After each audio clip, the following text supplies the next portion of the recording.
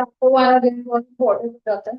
इसमें से भी आप 5 to 7 क्वेश्चन देखेंगे, लेकिन वही इंस्टीट्यूट की वेटेज उसमें भी 10 मार्क्स दे रखी है उसने। But you will see around 5 to 7 question from this chapter. तो सबसे पहले देखो जी, टॉपिक हमारा क्या है, nature and scope of business economics. So economics जो है सबसे पहले वो डिराइव कहाँ से हुआ है, वो डिराइव हुआ है ग्रीक वर्ड से। कहाँ से? ग्रीक वर्ड से, जिसका मतलब, जिसका नाम है ओइकिनोमिया। क्या है? ओइकिनोमिया, विच मीन्स हाउस। ठीक है। जो इकोनॉमिक्स है वो कहाँ से वर्ड से डिराइव हुआ है, तो ये एमसीक्यू बन जाता है ग्रीक वर्ड विच इज ओइकिनोमिया मीनिंग हाउसफुल। ठीक है। This is MCQ number. Okay. Next, उससे पहले क्या, 19th सेंचुरी से पहले जो हमारा इकोनॉमिक्स था उसका नाम होता था पॉलिटिकल इकोनॉमी। ठीक है। क्या नाम था? Political economy. अब नेक्स्ट एमसीक्यू आता है, who is the father of economics, so it is Adam Smith. ठीक है। और इन्होंने जो बुक लिखी थी, again MCQ, book that he wrote was Wealth of Nations. ठीक है। The book written by Adam Smith was Wealth of Nations. ठीक है। फिर उन्होंने क्या बोला, कह रहे हैं कि जो इकोनॉमिक्स है वो क्या है, वो हम किस तरीके से अपनी स्कार्स रिसोर्सेज को यूज करेंगे to meet the unlimited human wants. देखो, रिसोर्सेज हमारे पास क्या है? लिमिटेड। ठीक है। क्यों? क्योंकि डिमांड या फिर wants, demand sorry wrong word है, wants of a human are endless. They don't have a limit, they are unlimited. आपको आज से सपोज कोई आपका डिजायर है that you want to probably buy an iPhone अभी। ठीक है। आज आपके हाथ में आईफोन आ जाएगा, तो कल को आपका मन करेगा कि मैं मेरे पास वो iPhone 17 Pro होना चाहिए। ठीक है। वो आ जाए, चलो गाड़ी आ गई, गाड़ी का होगा, फिर गाड़ी, बड़ी गाड़ी, फिर स्पोर्ट्स का। अभी क्या होगा, मे बी ये होता होगा कि 1 BHK हो जाए, फिर होगा 3 BHK हो जाए, 5 हो जाए, भारी कोठियां ही कोठियां बनती है, राइट। सो जो ह्यूमन वांट्स हैं वो जो है एवर ग्रोइंग होती है। एक हमारी नीड फुलफिल होती है तो एक और जो है वो क्रॉप अप हो जाती है हमेशा। ठीक है। तो इस वजह से रिसोर्सेज, रिसोर्सेज मीन्स यहाँ पे बेसिकली मोटा मोटा देखा जाए तो मीन्स। ठीक है। किस, जो भी मीन्स है, आप कह लो पैसा। सबसे बड़ा मीन्स हमारा ये है, क्योंकि पैसा can buy any material thing, right. So the means are always limited, but our wants are always unlimited. That's why there arises very important the problem of, क्या प्रॉब्लम है? स्कार्सिटी। ठीक है। That means our resources are less. ठीक है। In response to human wants. Yes. ठीक है। सो ये एक और एमसीक्यू बन जाता है, ये हमारी रिसोर्सेज क्या होती हैं? स्कार्स होती हैं। ठीक है जी। देन obviously मैंने आपको बता दिया that there are two fundamental facts that can be derived from this definition, that there are unlimited human wants and means to satisfy the wants are limited. That means resources are limited, right? So means का मतलब resources होता है। Okay. Then modern economics से that it is a narrow definition. In today's event there are various economics. तो modern economics कहते हैं सिर्फ यही प्रॉब्लम है और प्रॉब्लम है, study of economics can not ensure that all the problems will be appropriately tackled. हम अगर इकोनॉमिक्स पढ़ रहे हैं इसका मतलब ये नहीं कि इकोनॉमिक्स हमारे को हर एक प्रॉब्लम को बिल्कुल परफेक्टली सॉल्व करने का सोल्यूशन देगा, बट ये क्या करेगा, हमारे को ये पता चलेगा कि जो प्रॉब्लम है उसको देखने का नजरिया क्या है। दोबारा से बोल रही हूँ, क्या एक भाषा के लिए कह रहे हैं। पहली चीज तो मॉडर्न इकोनॉमिक्स ऐसा कहते हैं कि सिर्फ स्कार्सिटी जो है प्रॉब्लम नहीं है, उसके अलावा और भी बड़ी प्रॉब्लम्स इकोनॉमी में हमने पढ़ा, मैक्रो और प्रॉब्लम्स थी, यस थी। तो कह रहे हैं सिर्फ scarcity is not the problem, but there are other problems also. ठीक है। बट जो स्टडी ऑफ इकोनॉमिक्स है, जो हम इकोनॉमिक्स पढ़ रहे हैं, जो अभी तक हमने इकोनॉमिक्स पढ़ी है, ये सिर्फ, ये आपको ये नहीं बताता कि ये प्रॉब्लम है तो ये सोल्यूशन है और उसको इसको इस तरीके से अप्लाई करो तो आपका 100% काम हो जाएगा। कह रहे नहीं, सिर्फ ये कि आपको सोचने का एक डायरेक्शन दे देता है, एक नजरिया दे देता है कि हाँ इस तरीके से इस प्रॉब्लम को आप स्टडी करेंगे। श्योर। देन ग्लोबल क्राइसिस, ये हमने पढ़ा भी था, उसमें याद है जो बिजनेस साइकिल्स था 2007-8 में थी, एंड देन कोरोना पैंडेमिक 2019-20 का था। Then, business economics. The survival and success of any business depends upon sound decisions. Sound means good decisions. ठीक है ना? अगर आपके डिसीजन अच्छे होंगे तो ऑब्वियसली आप प्रॉस्पर करोगे। And various theories and techniques आप यूज करते हो। कहने का मतलब सिंपल सी बात है, छोड़ो। कह रहे हैं कि बिजनेस इकोनॉमिक्स है क्या? इकोनॉमिक्स तो है आपकी थ्योरीज, तो है थ्योरीज। आपको बताएगा कि अगर लॉ ऑफ डिमांड क्या कहता है, थ्योरी है, वो क्या कहता है कि अगर प्राइस बढ़ेगा तो डिमांड कम होगी एंड वाइस वर्सा, राइट। और कौन से केसेस है जहाँ पे लॉ ऑफ डिमांड अप्लाई नहीं होगा, ये थ्योरी है। लेकिन जब हम इन थ्योरीज को प्रैक्टिकली जब हम उसको अप्लाई करते हैं अपने बिजनेस में, कि मेरा ये प्रोडक्ट है, ये सपोज मेरा लग्जरी प्रोडक्ट है, तो मुझे पता है exceptions to the demand will apply, and how am I going to sell my product in the market, that is business. That means what, putting the theories into practice. Theories को जब आप practical situation या scenarios में लगाते हैं, apply करते हैं, तो हमारे पास क्या आ जाती है टर्म, बिजनेस इकोनॉमिक्स। इकोनॉमिक्स कैसे अब थ्योरीज देती है ना, कि ऐसा है तो इस तरीके से करें, मतलब डायरेक्शन देती है। बिजनेस इकोनॉमिक्स क्या कहेगा कि प्रैक्टिकल सिचुएशंस में how are you actually going to apply that knowledge. Okay, so कह रहे हैं पहली बात तो survival, it will depend upon the decisions that you take and various theories and techniques देगा obviously, right? So business economics integrates economic theory with business practices। ये मैंने समझा दिया। that's why it is what, यहाँ पे लिख सकते हो आप, pragmatic in approach। it is what, pragmatic in approach।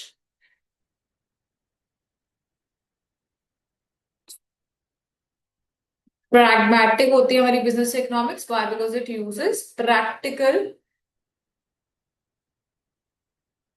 Aspect रखता है, ठीक है। Pragmatic means practical aspects of business को केटर करता है, कि अब ये प्रॉब्लम खड़ गई तो क्या करेंगे। Okay, so business economics is also known as managerial economics और applied. Okay, why applied economics, अभी बताया, it helps you apply the business theories, sorry जो economic theories into real life, ठीक है। So that's why it is known as what, applied economics. Clear? Then business economics has close connection with economic theory, micro and macro, वो तो हमने detail में पढ़ा। Statistics पढ़ा, हाँ या नहीं, वो भी इकोनॉमिक्स का ही पार्ट है। इकोनॉमिक्स जो है मैथमेटिक्स भी यूज कर रहा है, देख रहे हैं ना अभी हम क्वेश्चन सॉल्व करते हैं जब, ठीक है। देन ऑपरेशनल रिसर्च क्या होता है, लीस्ट कॉस्ट या फिर मैक्सिमम प्रॉफिट रेवेन्यू, मैंने आपको बताया था, गेम थ्योरी, इन सब, एलएलपी जो आप मैथ्स में पढ़ते हैं, लीनियर प्रोग्रामिंग प्रॉब्लम्स करिए अगर किसी ने +1 +2 में, कोई बात नहीं, जब ओआर का सब्जेक्ट आपका आएगा। तो ओआर क्या, ऑपरेशन रिसर्च बेसिकली क्या है समझेंगे ऐसे ही बस ऊपर ऊपर से। ये भी क्या है, एक तरह से इकोनॉमिक्स एंड मैथमेटिक्स को कंबाइन करता है, क्या करता है, बिजनेस में अप्लाई करते हैं इसको। तो अगर मेरे को कोई भी डिसीजन लेना है कि मेरे को प्रोडक्ट जो है मार्केट में अगर लगाना है, निकालना है, तो मैं कौन सी कॉस्ट पे लगा सकती, ठीक है। सो उसके लिए रेवेन्यू मैट्रिक्स बनेंगे, प्रॉफिट बनेंगे, कॉस्ट बनेगा, कैसे लीस्ट कॉस्ट पे मैं प्रोडक्ट को,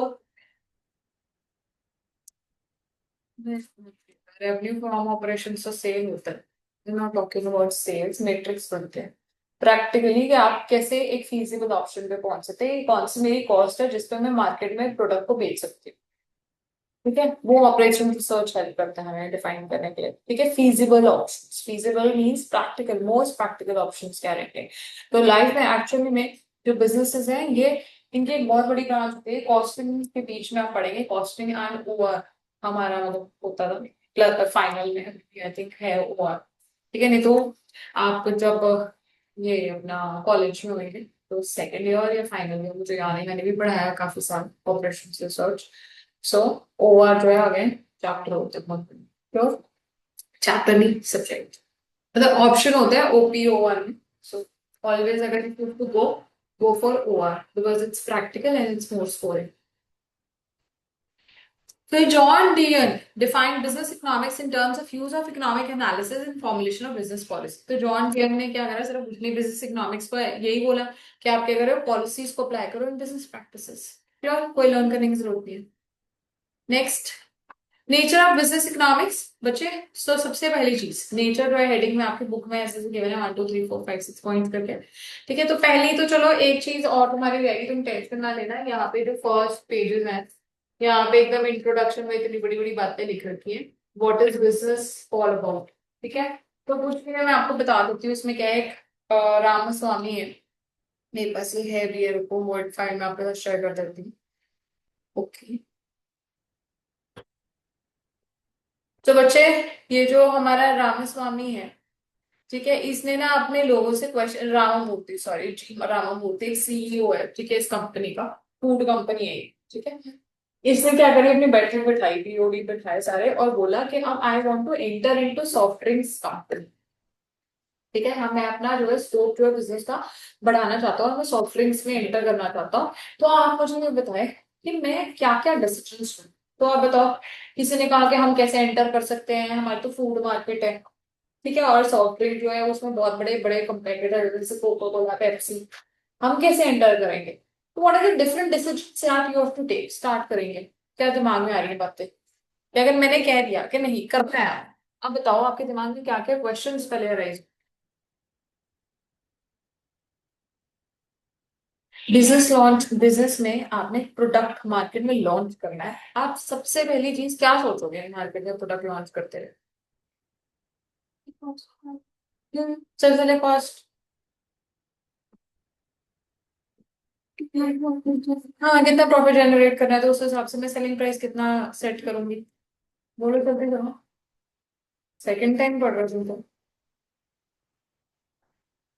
उसने 2 पॉइंट से बोल दिया, उसी से रिलेटेड 10 चीजें दिमाग में आई थी। प्रोडक्ट मार्केट में मैंने, तुमने लॉन्च करना है कोई, आज बिजनेस खोलने बैठे हो तो क्या क्या सोचोगे,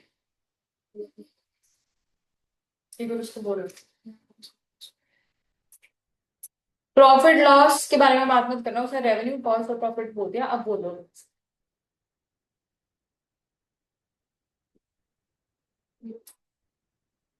पॉइंट पे लेके जाना है। हाँ, तो कैसे लेके जाओगे, वही तो क्वेश्चन है। मार्केट में बेचूंगी कैसे मैं, तो मेरे को क्या क्या चीजें दिमाग में रखनी है। कोई तो ये कैसी बात है, नया प्रोडक्ट मैंने लेके आया तो एक्सपायर क्यों होगा वो। किसी की सेहत खराब हो, क्वालिटी स्टैंडर्ड्स मीट करे, ओके।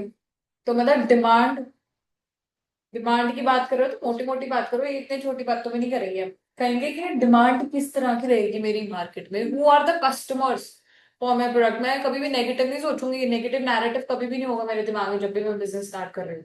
उसके अलावा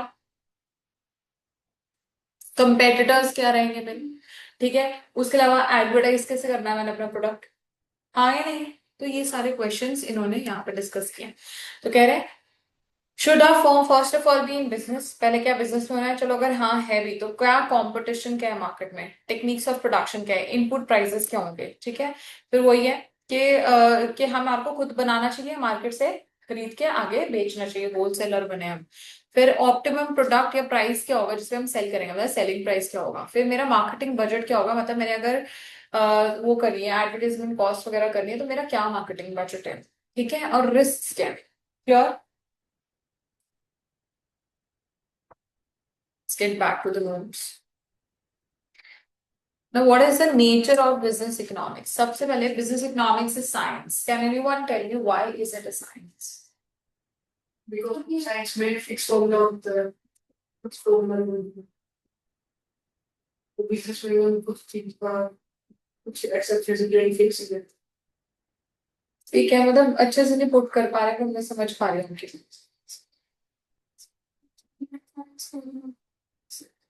नहीं, एक्सपीरियंस तो इज आर्ट ना, it can not be science. Science always is based on some hypothesis. जैसे अब मैं बैठी हूँ, वो अपना, अगर ग्रेविटी, लॉ ऑफ ग्रेविटी कैसे बना, हाँ या नहीं, यस और no. So it always has cause and effect. What if the price increase, then the demand will fall. If the price falls, demand will rise. If the price rises, supply will also rise. Yes or no? If the cost of production falls, supply will also rise. Yes or no? So it is based on cause and effect. वही बात है जैसे इसने कहा कि एक stapled rules है, इसे कहना कुछ था और क्या जरूरी है कि रूल्स सेम होने चाहिए, ये बोलना चाहिए फॉर्मूला की जगह, कि रूल्स डिफाइंड है और उन्हीं रूल्स से बेस्ड हम अपने डिसीजंस लेते हैं। Number one. Number two, it is an art. Now your question, it applies, it depends upon person to person how are you actually going to take decisions, हाँ या नहीं, कि मेरी सोच किसी प्रोडक्ट पर कैसी है उसको मैं मार्केट में कैसे उतारी हूँ, दूसरा इंसान मे भी सेम तरीके से नहीं सोच रहा। सो इट इज एप्लीकेशन बेस्ड, ठीक है। So number two, business economics is an art. Number three, it is based on micro economics mostly, ठीक है। सो मेजरली जो हमारी बिजनेस इकोनॉमिक्स है, बच्चे मुझे एक बात बताओ, चाहिए तुम्हारे किताब के बिजनेस इकोनॉमिक्स, उसकी हेडिंग है पेपर पर मैं आपको बता रही हूँ गलत बात है। Business economics are okay, lightly affected by macroeconomic policies also. But majorly तुम खुद सोचो, तुम्हारा बिजनेस है, क्या तुम्हारे को टेंशन लेने की वो गवर्नमेंट कैसे इन्फ्लेशन को ठीक करेगी या गलत करेगी? नहीं, आपको ये इम्पैक्ट करता है कि हाँ इन्फ्लेशन ज्यादा नहीं होना चाहिए। तो और लेकिन अगर आपका खुद का प्रोडक्ट है, मुझे एक बात बताओ, डिमांड इंपॉर्टेंट है आपके लिए, सप्लाई इंपॉर्टेंट है, कंज्यूमर का बिहेवियर इंपॉर्टेंट है, हाँ या नहीं? प्रोडक्शन कॉस्ट भी इंपॉर्टेंट है, बिजनेस साइकिल्स भी आपको ही डायरेक्टली इंपैक्ट करेंगे तो वो इंपॉर्टेंट है। सो बच्चे माइक्रो इकोनॉमिक्स बेसिकली जो है वो मेजरली हमारी बिजनेस इकोनॉमिक्स को इम्पैक्ट करती है। तो मेजरली हमारा मेन कंसेप्ट या Reliance of business economics is on micro. Clear? So it is based, लिखा है तभी, on microeconomics. It incorporates the element of macro also. ठीक है, क्योंकि इन्फ्लेशन भी हमें इम्पैक्ट करेगा। अगर मैं एक्सपोर्ट इंपोर्ट के बिजनेस में हूँ तो फॉरेक्स का इम्पैक्ट भी मेरे ऊपर आएगा। ठीक है, इंडियन इकोनॉमी ऑब्वियसली वो तो मुझे डायरेक्टली इम्पैक्ट करेगी करेगी, मॉनेटरी इंटरेस्ट रेट वगैरह भी मुझे इम्पैक्ट करेगा करेगा। तो इट हैज सम इम्पैक्ट्स और incorporates the feature of macro. ठीक है, बट मेजर किसका है? माइक्रो। उठे हुए हैं दोनों, समझ आ रही है ना बातें? Then business economics uses theory of markets, ये पूरा चैप्टर हमने कर लिया, हाँ या नहीं? मैं मोनोपोली में हूँ, मोनोपोलिस्टिक कंपटीशन की प्लेयर हूँ, ओलिगोपोली की हूँ या बफे कंपटीशन में हूँ। ठीक है, उसके अकॉर्डिंगली मार्केट्स डिवाइड होंगे और रूल्स में को अप्लाई करेंगे, तो ये वाली बात करेंगे। Then business economics is pragmatic, that I've already told you, MCQ is asked quite often कि what is business economics? It is pragmatic in approach, या फिर ऐसे पूछ लिया कि which feature defines practical thing in economics? So it is pragmatic. ये बोल दिया what is the meaning of pragmatic? Again practical. So you will see such questions again and again, right? Next, it is interdisciplinary in nature. अभी 5 minute पहले हमने ये बात करी, हमने कहा कि बिजनेस इकोनॉमिक्स में माइक्रो मैक्रो मतलब इकोनॉमिक्स का ही है, स्टैटिस्टिक्स भी है, मैथमेटिक्स भी है, साइकोलॉजी भी पढ़ते हैं ना, कस्टमर की, प्रोड्यूसर की, सब चीजों की, साइकोलॉजी भी है। देन ओआर भी मैंने आपको बताया, ऑपरेशंस रिसर्च, कॉस्टिंग भी तो देखोगे, कॉस्टिंग भी आ गया। तो ये सारी चीजें, और इकोनोमेट्रिक भी होता है जो कि इकोनॉमिक्स एंड मैथमेटिक्स को इंक्लूड करके चलता है, राइट? सो ये बहुत सारी चीजें ऐसे हमने माइक्रो मैक्रो ओआर मतलब ऑपरेशन रिसर्च मैथ स्टैटिस्टिक्स, मैंने आपको और नाम भी गिना दिए, लिख लो चाहे यहाँ पे। साइकोलॉजी, यही यहाँ लिख लो, psychology,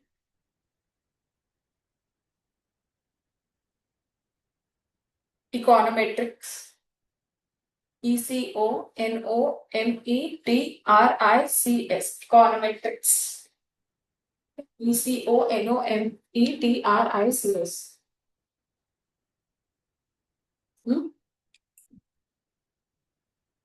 then most important, most important, business economics क्या पॉजिटिव है कि नॉर्मेटिव है? उसके लिए एक बार ये सिर्फ तुम्हारे को आंसर दे रही हूँ, it is normative, it is normative. Now what is positive, what is normative? I am just going to come on to it, and it is super important topic, why major questions from this chapter come from positive. Clear है? ठीक है, so what is business economics? The direct answer is it is normative in approach and not positive. Now let's understand what normative or positive is. So पहले समझेंगे, then हम यहाँ पढ़ेंगे। Positive economics जो है वो कहता है कि देखो जी, डिमांड है, ठीक है, वो कब बढ़ेगी? जब हम प्राइस को घटा देंगे या कम कर देंगे। मतलब क्या है इस टाइम इन्फ्लेशन, क्या है? Rate of inflation is 2%, it is steady, it grows at a stable rate. Example, ठीक है, जो हमारी इकोनॉमी है वो क्या है? मिक्स्ड इकोनॉमी है, major economic decisions taken by the government. ठीक है, हमारा जो फ्लोटिंग है एक्सचेंज रेट, वो किस तरीके का है? मैनेज फ्लोटिंग रेट है। तो ये व्हाट इज एक्चुअल में क्या है? फैक्ट्स देगा ये। तो मुझे एक बात बताओ, अगर फैक्ट है, कोई कोई भी चीज फैक्ट है कि सन राइजेस फ्रॉम ईस्ट, क्या उसका प्रूफ दे सकते हो? यस, प्रूफ है ना, प्रूफ है। उसके बाद मतलब उसके ऊपर क्या आप अपनी मर्जी से टिप्पणियां दे सकते हो? उस बात है जो फैक्ट ही है, टिप्पणियां दे सकते हो बेटा, क्रिटिसाइज कर सकते हो किसी चीज को जो राइज ही कर रहा है, it is a fact, can be prove. Can you prove something else? No, why? Because it is something which is universal true. If the rate of inflation is this, then it is this. You have a proof. If the employment has risen by so, या अगर मैं बात करूं GST के rate इतने से कम हो गए, it is a fact. And you can prove, yes, but can you criticize it? तो है ना, इतने से इतना हो गया बस. तो वैल्यू जजमेंट्स, ओपिनियंस यहाँ पे नहीं है. कहाँ पे? Positive economics. बट मुझे एक बात बताओ, हम क्या करते हैं, बिजनेस इकोनॉमिक्स अभी हमने पढ़ा कि ये थ्योरीज को लेता है और बिजनेस में अप्लाई करता है, जिसमें आर्ट आ गए तो आप अपनी मर्जी से अप्लाई करेंगे, आए नहीं. तो बच्चे यहाँ पर पहली बात तो it is not a fact. For you things can be different way, for him things can be different, for me my perspective can be entirely different. First of all. Secondly, since it is not a fact, can you prove it? Can you prove if something which is not a fact? मेरी opinion है भाई, मेरे को ये movie अच्छी लगती है, आपको नहीं अच्छी लगी, तो क्या उसको प्रूव कर सकते हैं हम? टिप्पणी दे सकती हूँ इसमें, मेरे को नहीं अच्छी लगी, क्यों नहीं लगी, ये था फलाना था, लेकिन मेरे को अच्छी लगी कि मुझे ऐसा लगा कि लाइफ के साथ रिलेटेड है. ठीक है. So there can be value judgements, there can be opinions, right, where in non. समझ आ गई बात? पक्का? आओ रीड करते हैं. Positive economics, so it tells you what is, actual में है क्या. तो रेट ऑफ इन्फ्लेशन अगर 2% है तो what is the rate of inflation, it is 2%. What is the rate of GST on luxury goods right now, on medicines. ठीक है. So what is, क्या है, वहां पे क्या है, नॉर्मेटिव है, जजमेंट दे रही हूं. तो क्या होना चाहिए, सरकार को क्या करना चाहिए, और जीएसटी के रेट कम करने चाहिए थे, या फिर सड़कें अच्छे से बनानी चाहिए थी. देखो कैसे टूट रही है. हाँ नहीं. सो जहां पे व्हाट ऑट टू बी, मतलब क्या होना चाहिए, what ought to be, what should be, जो बातें आ जाएगी तो यहाँ पे लिख लो व्हाट शुड बी भी है. लिख लो आप. हाँ जी, लिखा हुआ है. ठीक है. कहाँ लिखा है, अच्छा ऊपर. हाँ ठीक है. सो व्हाट शुड बी भी यहाँ पे होना चाहिए. What ought to be, ought to be मतलब क्या होता है कि क्या होना चाहिए. So what should be is a same thing. So, since it is based on facts, so it can be verified. ठीक है. Mercury is the largest planet on Earth. Large मतलब smallest होता है. Smallest होता है ना शायद. Yes, it's not the largest. It's the smallest planet on Earth. Second.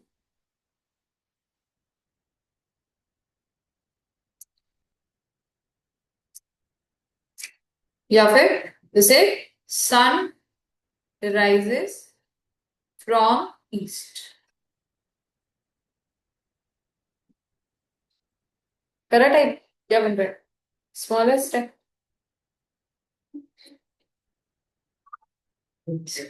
हाँ स्मॉलेस्ट होगा. यस, तो उसको करेक्ट कर लो. Mercury is the smallest planet on planet in the universe. ठीक है.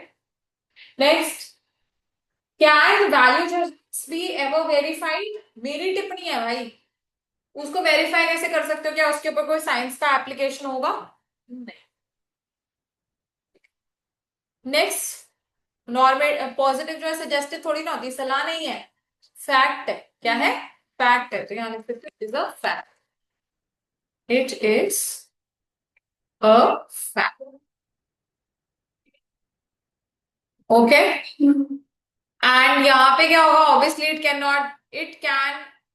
Not be verified. Your normative economics, burger is better than pizza. Maybe for me, I don't like pizza, burger only. I like pizzas. For him, maybe he does not like either of them. He like noodles only. ठीक है. So it cannot be verified. सलाह है ये. ठीक है. So it is again suggestive, right? Value judgement क्या होती है, अगेन सलाह. ठीक है. कि जहां पे मैं जज बिठा दूं और मैं कहूँ रैंक 1 उसके हिसाब से वन है, आपके हिसाब से थर्ड है रैंक, मेरे हिसाब से 1 भी है, ये जो भी है एग्जाम्पल, राइट. सो यहाँ पे जजमेंट्स नहीं हो सकती. क्यों? क्योंकि ये तो फैक्ट्स है ना जी. आए नहीं, कोई जज करने वाला नहीं है यहाँ पे, ये फैक्ट्स है. लेकिन वहां पे क्या है, फैक्ट्स है और सॉरी जजमेंट्स है. क्यों? क्योंकि वहां पे फैक्ट्स नहीं, नॉर्मेटिव. मैं कहती हूँ जीएसटी का रेट और कम होना चाहिए. There should be no tax on income only.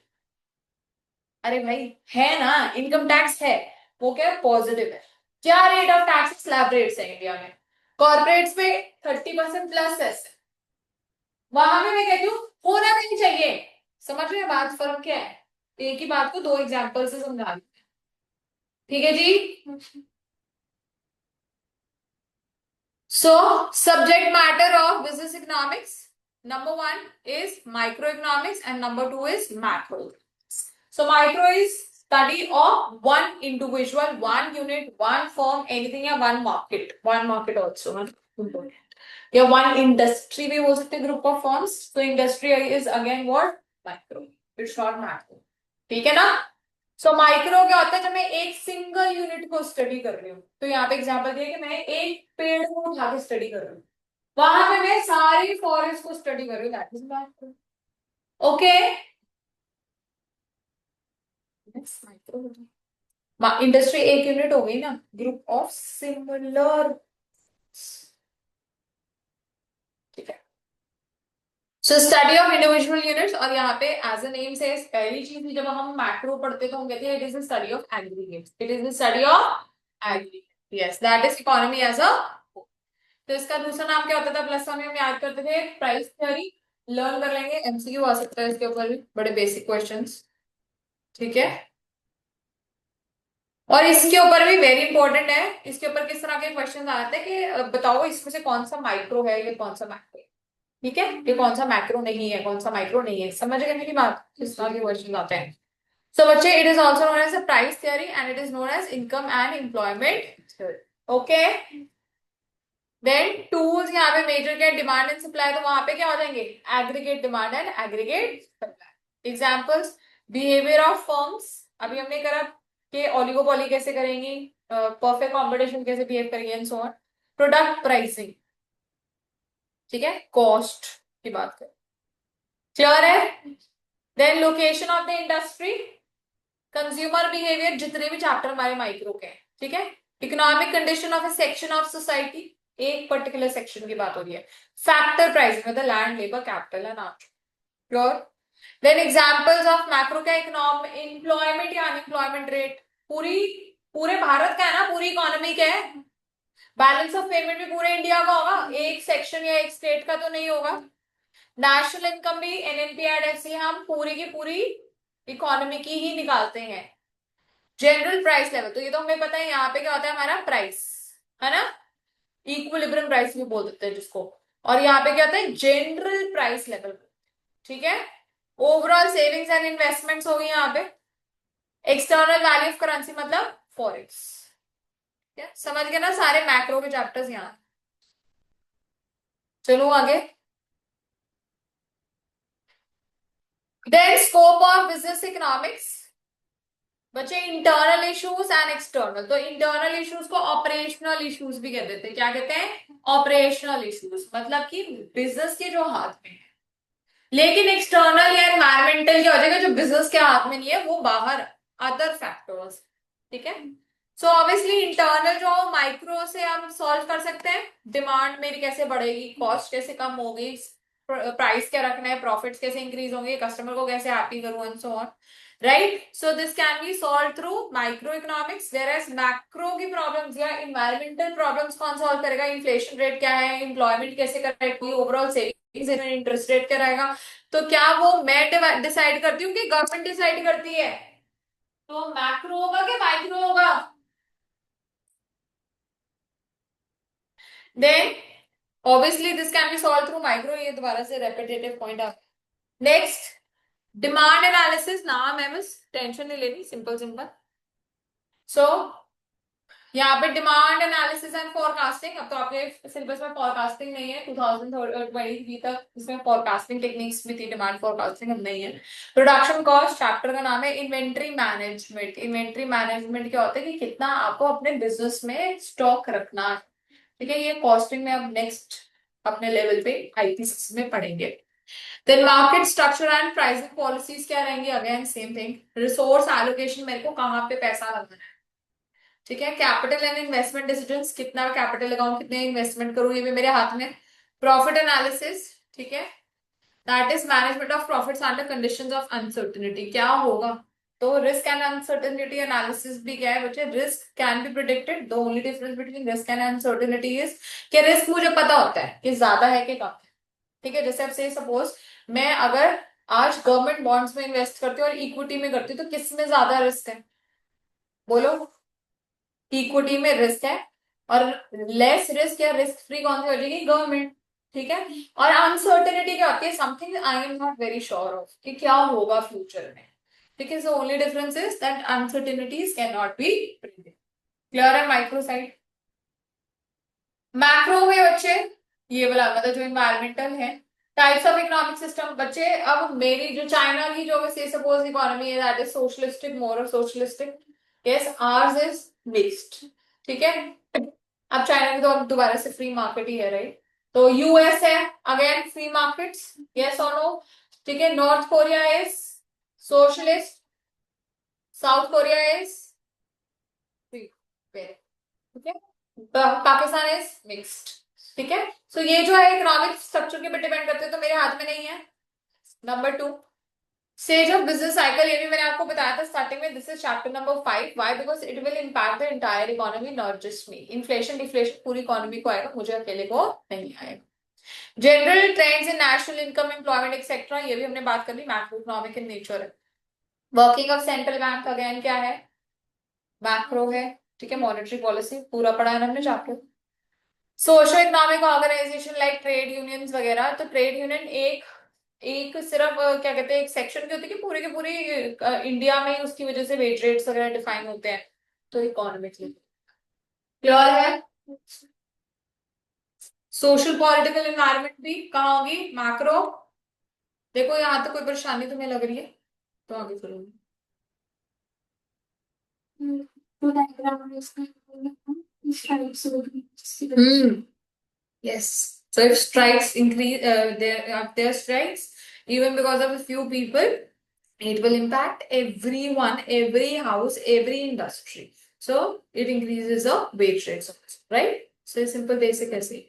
Even cross objective.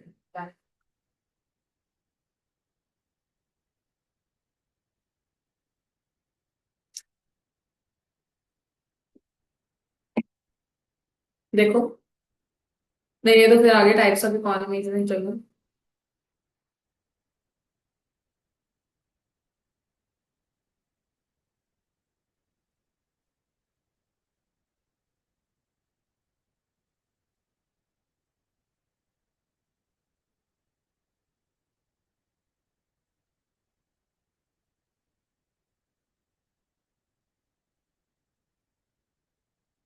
हो गया चलो।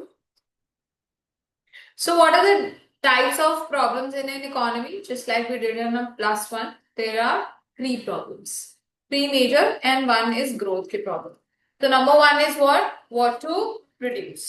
Second is how to produce. And number third is for whom to produce. The central problems of an economy सबसे पहले rise की होती है because of scarce resources and unlimited human wants. So first is what to produce. मुझे पहले produce ही क्या करना है, मैं बिजनेस में आई हूँ, मुझे तो पहले बताना चाहिए whether I want to produce consumer goods or I want to produce capital goods.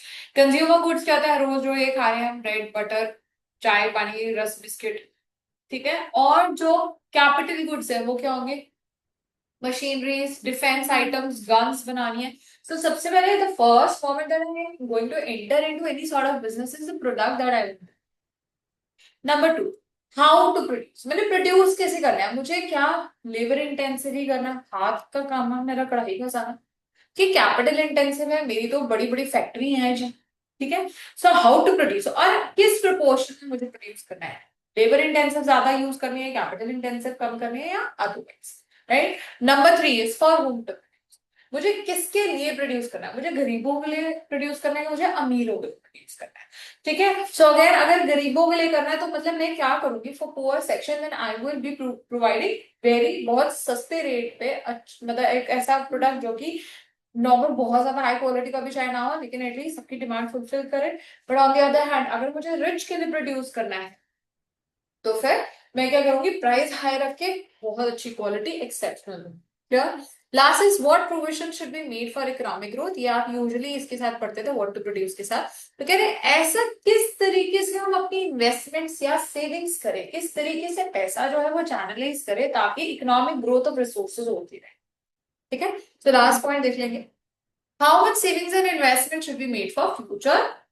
ठीक है, तो फर्स्ट वाला समझ आया, कंज्यूमर कैपिटल करना, labour intensive capital with selection whether rich और पुअर। सो रिच और पुअर वाले इसको फॉर टू प्रोड्यूस को हम डिस्ट्रीब्यूशन प्रॉब्लम भी कह देते हैं। ठीक है, समझ आया बच्चा। Now types of economies, we have three types of economies. Number one is capitalist, number two is socialist, and number three is mixed economy. India is a mixed economy. So capitalist economy is also known as free market or laissez-faire. So important again because I see the kids making such mistakes कि वो confuse हो जाता है, उनके दिमाग में तो बात होती है बट वो नाम से कंफ्यूज हो जाता है। सो कैपिटल मैं कैसे लर्न कराती हूँ कि कैपिटलिस्ट मतलब कैपिटल, और कैपिटल हम क्यों लगाते हैं, पैसे के लिए।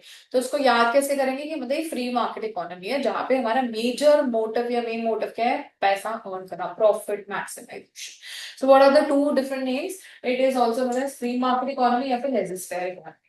ठीक है, so US, Hong Kong, South Korea etcetera are what, free economies. Okay, free market. Next बच्चे, what are the different features, merits and demerits of such market. Number one, feature क्या है, प्राइवेट प्रॉपर्टी रहेगी यहाँ पे। ठीक है, मेरा मेरा हमारा इसमें गवर्नमेंट का वो रोल नहीं है। Number two, freedom of enterprise, मेरी मर्जी में जो मर्जी बनाओ, जो मर्जी बेचो, जो मर्जी कॉस्ट हो। ठीक है, number three is freedom of economic choice, मतलब मेरे को क्या डिमांड रहेगी, सप्लाई रहेगी, क्या प्राइस रखना है, everything is my own decision. Profit motive major है इसमें, और सेकंड मेजर क्या है, consumer sovereignty. Consumer sovereignty means consumer freedom. ठीक है, consumer is free to choose whatever he और शी वांट्स, तो consumer is the king here. Next, high competition रहेगा ऑब्वियसली, नो गवर्नमेंट इंटरफेरेंस, तो यहाँ पे प्राइस जो वो कैसे सेट होगा, through market forces of demand and supply. Clear है। देन मेरिट्स, 3 मिनट्स पे आ जाओ। सबसे पहले सेल्फ रेगुलेटिंग प्राइस मैकेनिज्म, मतलब जो भी है decisions they will be taken by free market forces of demand and supply, nothing else. Number two, greater efficiency and incentive for work, जैसे ज्यादा आप प्रोड्यूस करोगी पैसा ज्यादा मिलेगा तो एफिशिएंसी भी इंप्रूव होगी। ठीक है, और पैसा भी ज्यादा कमाऊंगी तो अच्छा ही करूंगी तो अच्छा ही रिजल्ट मिलेगा। Next is economic growth is faster, obviously मतलब जीडीपी में ज्यादा रहेगा ना, क्योंकि मैं पैसा ज्यादा से ज्यादा कमाऊंगी, फ्री में कुछ करेंगे, खर्चा ही कम करना है। ऑप्टिमम एलोकेशन ऑफ रिसोर्सेज, मतलब कि परफेक्ट एलोकेशन करूंगी, वेस्टेज नहीं होगी, क्योंकि उसमें मेरा ही खुद का नुकसान है। कंज्यूमर्स आर बेनिफिटेड, है ना, क्योंकि जो उनकी मर्जी का है, एक तो वो बना रही फ्रीडम ऑफ चॉइस की वजह से, और दूसरा क्या है, अगर वो मुझे पैसा दे रहे हैं तो मैं काम भी अच्छा कर रही हूँ। ठीक है ना। Rewards main of initiative and punishes inefficient, तो जिसका काम अच्छा उसको पैसा मिलेगा, मतलब बढ़िया अमीर रहेगा वो, लेकिन जिसका काम अच्छा नहीं होगा उसको पनिशमेंट, मतलब उससे कोई सामान नहीं खरीदेगा, वो फेल हो जाएगा। डेमोक्रेटिक फ्रेमवर्क इज देयर, मतलब सबको आजादी है, that means you have your own decisions, right to take your own decisions. Clear. Next is demerits, number one is inequality. ठीक है, यहाँ पे क्या होगा, रिच और पुअर का डिवाइड और ज्यादा बढ़ता रहेगा, हाँ या नहीं। Number two, haves and have nots बोलते हैं ना, rich means haves, have nots means poor. Number two is property rights will be greater than human rights, इंसानों के ऊपर अत्याचार हमारी जैसे इकोनॉमी में ज्यादा हो जाएगा अगर हम फ्री इकोनॉमी हो जाएंगे, हाँ या नहीं। Then demand pattern does not represent the real needs of the society. अब नीड क्या है, पढ़ाई, नीड क्या है, हेल्थ केयर, बट मार्केट में सामान किसका बिक रहा है भाई, लुई विटॉन दे दो जी, माइकल कोर्स दे दो जी, XYZ लग्जरी प्रोडक्ट्स दे दो, फेरारी की गाड़ियां, मतलब डिमांड बढ़ रही है, तो हम ये नहीं कह सकते कि डिमांड है तो मतलब कि इकोनॉमी की सारी नीड्स फुलफिल होती है। ठीक है, no security of employment, obviously security देता कौन है, गवर्नमेंट। गवर्नमेंट नहीं है तो क्या एम्प्लॉयमेंट सिक्योरिटी होगी, नहीं। कंज्यूमर सोवरेनिटी कह रहे हैं, मैं ये कट कर दो, cut this, cancel this point, क्योंकि इसका ये फिर कंफ्यूजन ही क्रिएट करता है, ये कट कर, एक्चुअल में है कंज्यूमर सोवरेनिटी। ठीक है, ऊपर से आ जाएगा लेस मेरिट गुड्स होंगे, एजुकेशन एंड हेल्थ केयर। ठीक है, एंड इकोनॉमिक इंस्टेबिलिटी भी ज्यादा होगी, उनकी मोनोपोलीज क्रिएट होती रहेगी यहाँ पे। क्लियर है। Next is socialist economy. So socialist economy as a name से सोशल वेलफेयर से आएगी, तो ये क्या है, जहाँ पे गवर्नमेंट का पूरा कंट्रोल है और market forces of demand and supply have little और no control, zero, zero control. ठीक है, so it is also known as command economy. ठीक है, क्योंकि यहाँ पे आदेश दिए जाते हैं। या फिर सेंट्रली प्लान्ड इकोनॉमी, ये तो नाम आपने पहले भी पढ़ा होगा +1 में। सेंट्रली प्लान्ड क्यों? क्योंकि यहाँ पे जो सरकार है, सेंट्रल गवर्नमेंट है, वो सब कुछ बताती है, निर्देश देती है कैसे करेगा। और ये जो बात है, ये सोशलिस्ट इकोनॉमी है, किसने दी थी? कार्ल मार्क्स नाम का एक इंसान था, और एंड फ्रेडरिक एंगल्स। ठीक है, कौन सी किताब लिखी थी कार्ल मार्क्स ने? Communist Manifesto. ठीक है, दोबारा से, it was propounded by Karl Marx, Friedrich Engels in the Communist Manifesto.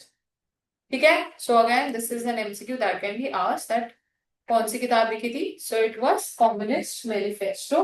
And what type of economies are there अभी इस टाइम पे? नॉर्थ कोरिया, एंड पहले जो यूएसएसआर था, जो कि अब रशिया है। क्लियर? सो अगेन फीचर्स, सबसे पहले कलेक्टिव ओनरशिप। अगर सरकार का ही है सब कुछ, तो आपका भी है, मेरा भी, सबका है, तो कलेक्टिव ओनरशिप समझते हैं ना आप? तो हमने पढ़ रखा है। इकोनॉमिक प्लानिंग होगी यहाँ पे, यस और नो? जैसे हमारे यहाँ पे नीति आयोग होंगे, अलग बात है। नो कंज्यूमर चॉइस, जो बनाया है वही खाना पड़ेगा, जस्ट लाइक नॉर्थ कोरिया। ठीक है, relative income distribution is equal, inequalities नहीं है यहाँ पे। एब्सेंस ऑफ कंपटीशन भी है, क्योंकि सरकारी मोनोपोली है सिर्फ एक। Minimum role of price mechanism, मैंने आपको बताया, demand and supply does not play any role in price equilibrium. ठीक है, next is social welfare is the main motive. ठीक है, सो मेरिट्स क्या है? इक्विटेबल डिस्ट्रीब्यूशन होगी, बैलेंस्ड इकोनॉमिक ग्रोथ होगी, मतलब रूरल एरिया, अर्बन एरिया एक तरह से डेवलप्ड होंगे। No wastage of resources and advertisement, क्यों? क्योंकि गवर्नमेंट ही है, वही बेच रही है, एक जैसा प्रोडक्ट खरीद रही है, तो सबको परफेक्ट नॉलेज है। लेस अनएम्प्लॉयमेंट, यस और no? And less business fluctuation, क्योंकि सब कुछ सरकार के हाथ में है। Ensures right to work and freedom from hunger, सबको खाना मिलेगा, काम सबको मिलेगा। Labourers are protected against exploitation, कोई भी उनका नुकसान नहीं कर सकता, फायदा नहीं उठा सकता। लेकिन what are the demerits? First of all, since there is no competition, सबसे बड़ी प्रॉब्लम क्या आती है? इनएफिशिएंसी। सेकंड, गवर्नमेंट वाले एरिया में क्या आती है? Corruption. Number 3, red tapism and bureaucracy. ठीक है, सो रेड टेपिज्म समझते हैं, मतलब जो फाइल आगे से आगे बढ़ती रहती है, होती रहती है। लेस फ्रीडम ऑफ चॉइस, हाँ या नहीं? Then no incentive for hard work, क्यों? क्योंकि मैं ज्यादा काम करके भी कुछ एक्स्ट्रा पैसा नहीं कमा पाऊंगी जितना कर रही हूँ। तभी देखते ना गवर्नमेंट ऑफिस में कह रहे हैं 9 to 5 जाओ, उठ के आ जाओ, काम करे ना करे पैसा तो पूरा मिलना है, तो एक्स्ट्रा करूंगी जो मुझे सैलरी मिल रही है। समझ गए? देन एडमिनिस्ट्रेड प्राइसेस, मतलब रेगुलेटेड प्राइसेस। ठीक है, एडमिनिस्ट्रेड या फिर रेगुलेटेड, मतलब जो सरकार सेट करेगी। Okay, then state monopolies, obviously यहाँ पे क्या होगी? सिर्फ मोनोपोलीज। प्योर स्टेट मोनोपोलीज, मतलब कि एक स्टेट में एक ही, मतलब सरकार जो है वो यहाँ पे जो भी काम चल रहा होगा एक स्टेट का, हरियाणा का ही चल रहा होगा। ठीक है, last, mixed economy. So mixed economy जो है वो क्या होता है? इट इनकलकेट्स, या फिर इट इज, यही होगा बच्चे, इसको नॉट ऑलवेज कट कर दो। इट इज ऑलवेज, या फिर it is, not always cut कर दो। It is a golden path, it is a golden path between benefit between capitalist and socialist. It is a golden path between capitalist and socialist. Why? Because ये देखो, it inculcates, ऊपर ही लिखा हुआ है, the benefits of both capitalist and socialist economy. ठीक है, क्योंकि इसमें दोनों के बेनिफिट्स हैं, capitalist economy and socialist economy के। That's why it is regarded as a golden path, मतलब बीच का सबसे बढ़िया रास्ता है, क्यों? ये दोनों के बेस्ट बेनिफिट्स और फीचर्स उठाते हैं। ठीक है, सो मिक्स्ड इकोनॉमी में बच्चे हमारे, अब खुद देखो यहाँ पे हमारे पास सरकार भी है, हमारे पास प्राइवेट सेक्टर भी है। ठीक है, सो दोनों का कंबाइंड भी है, हाँ या नहीं? पीएसयूज।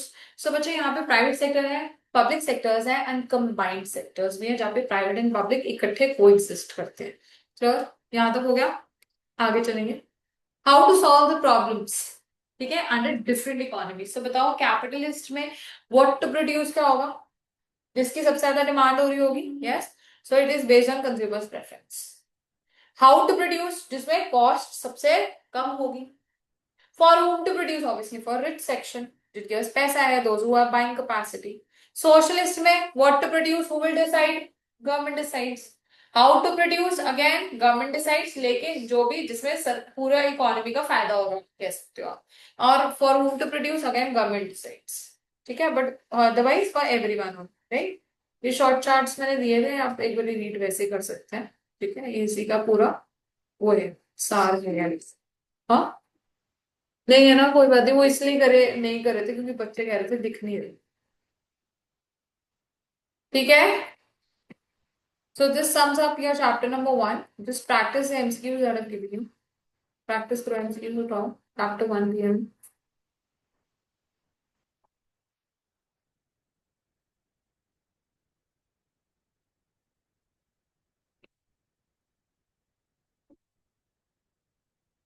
देखो कुछ रह तो नहीं गया.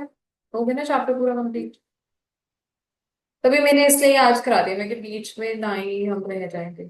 ठीक है. So just have a look if it's fine, if it works for you.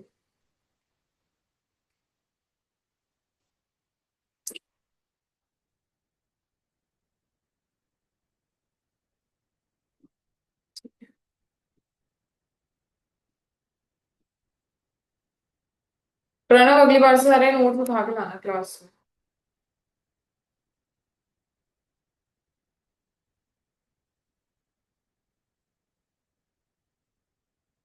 बच्चे पहले ये क्वेश्चंस देख लो.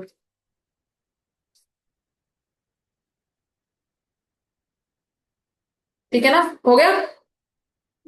आओ क्वेश्चंस देख लो यहीं पे. प्रैक्टिस कर लेते हैं कुछ इकट्ठे. टाइम तो है ही हमारे पास. सो what is the nature of business economics, which is an applied branch of economics? So it is normative in nature. Very good.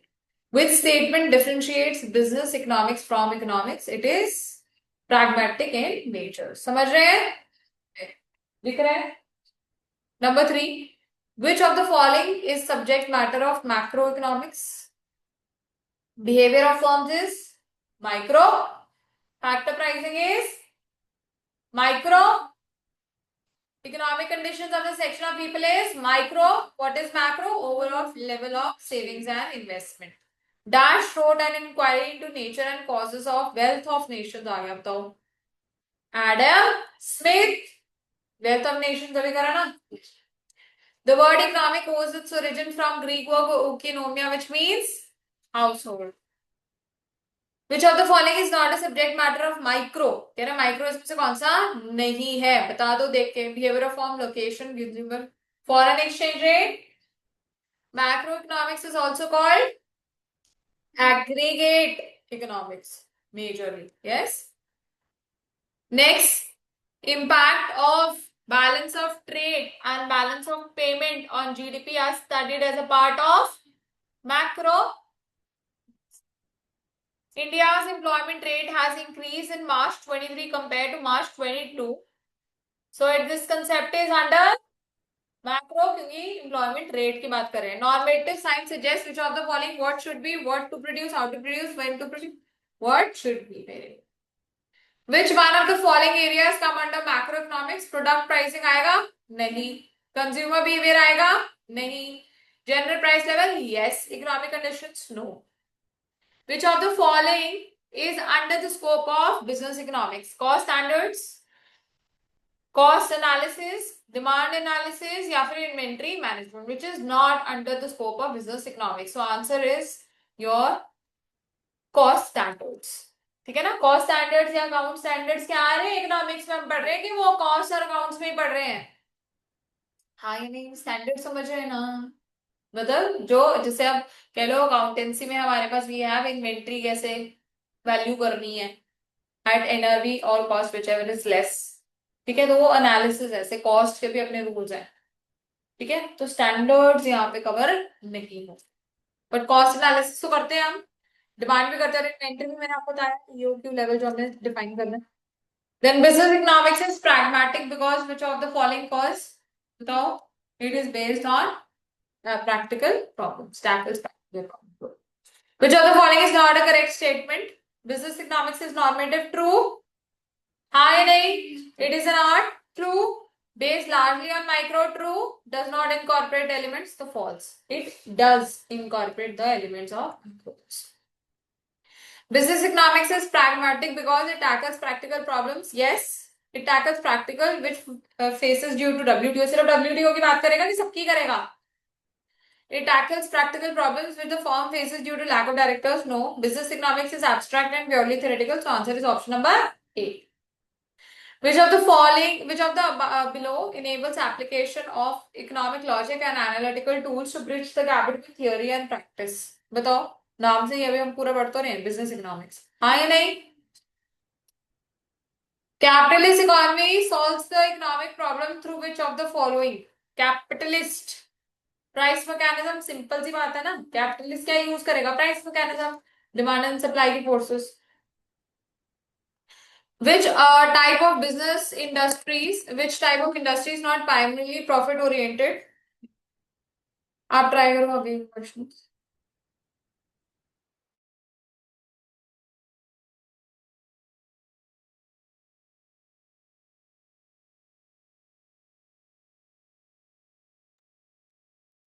Which type of industry is not primarily profit oriented but are set by state for the welfare of the community? हाँ ठीक है ना। In socialist economy the allocation of resources is done by, बताओ, centrally planning authority. भूमि क्या हो गया? जवाब क्यों नहीं आ रहे? हाँ फिर अपने आप सॉल्व करो। Let's try questions. चलो दो तीन ही रह गए, करा देते।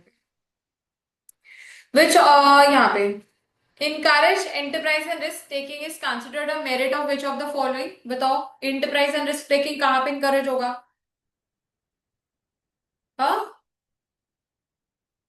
सोशलिस्ट में कैसे होगा?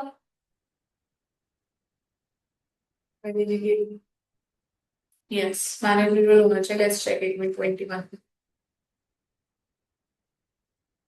हाँ सी। सी क्या है? मैनेजरियल तो नहीं, मिक्स्ड है। ठीक है, तो ये would have to learn. Okay, which of the following statements is correct? Mixed economy is not always golden path. False. Socialist economy is not always a golden path. False. Capitalist economy is not always a golden path. False. So local economy ये ना होना चाहिए mixed economy is always, ठीक है ना? Is always, ठीक है। ये अगर not भी है तब भी आंसर है ये, ठीक है। ये कभी कभार गड़बड़ भी हो सकती है। So option number A is the correct answer.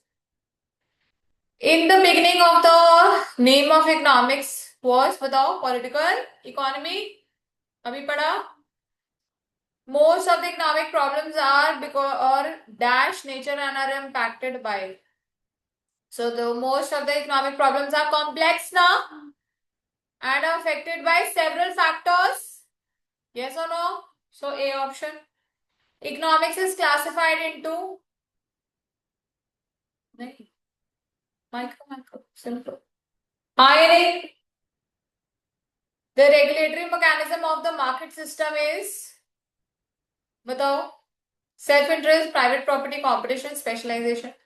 दोबारा से क्वेश्चन क्या है? रेगुलेटरी मैकेनिज्म, किस वजह से मार्केट जो है चल पाती है? आई थिंक कंपटीशन होना चाहिए ऑप्शन 26। ठीक है, सी कंपटीशन ही था ना। हाँ, समझ आ गया? Which economy is now a myth only as there is no economy ऐसी, तो इट इज सोशलिस्ट। मिथ है ना, असलियत में तो ऐसा कोई भी इकोनॉमी नहीं है। The Communist manifesto was publish in the year, ये अभी, यस ये अभी देखा था हमने।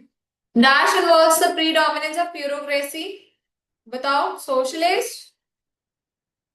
Business economics is science art, both science art. सी, ठीक है। तो देख लो आगे के भी, ये डायरेक्टली मैंने मार्क भी किए हैं।